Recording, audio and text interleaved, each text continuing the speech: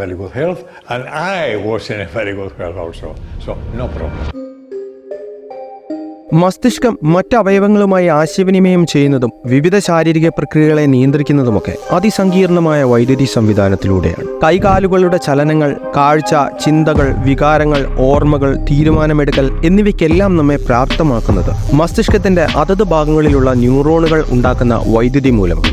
ഉദാഹരണത്തിന്, നമ്മൾ പ്രശ്നപരിഹാരത്തിനായി ചിന്തിക്കുമ്പോൾ നമ്മുടെ ചിന്തകളെ നിയന്ത്രിക്കുന്ന തലച്ചോറിന്റെ മുൻഭാഗമായ പ്രീഫ്രണ്ടൽ കോർട്ടക്സിലുള്ള ന്യൂറോണുകൾ പ്രവർത്തനക്ഷമമാവുകയും അവ തമ്മിൽ ആശയവിനിമയം നടത്താനായി വൈദ്യുതി ഉണ്ടാക്കുകയും ചെയ്യുന്നു. ന്യൂറോണുകൾ ഉണ്ടാക്കുന്ന ഈ വൈദ്യുതിയെ ഇലക്ട്രിക് ഇമ്പൾസുകൾ എന്നാണ് വിളിക്കുന്നത്.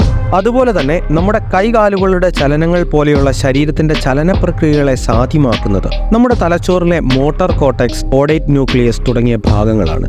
നമ്മൾ കാലുകൾ ചലിപ്പിക്കാൻ ഇച്ഛിക്കുന്ന മാത്രയിൽ തന്നെ നമ്മുടെ മോട്ടോർ കോർട്ടെക്സിലുള്ള ന്യൂറോണുകൾ നമ്മുടെ കാലുകളുമായി ആശയവിനിമയം നടത്താനായി ഇലക്ട്രിക്കൽ ഇമ്പൾസുകൾ ഉണ്ടാക്കുകയും അവയെ സ്പൈനൽ കോഡ് വഴി കാലുകളിലേക്ക് അയക്കുകയും ചെയ്യും.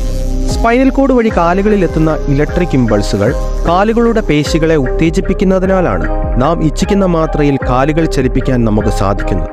എന്നാൽ നാം ഇച്ഛിക്കുമ്പോൾ നമ്മുടെ തലച്ചോർ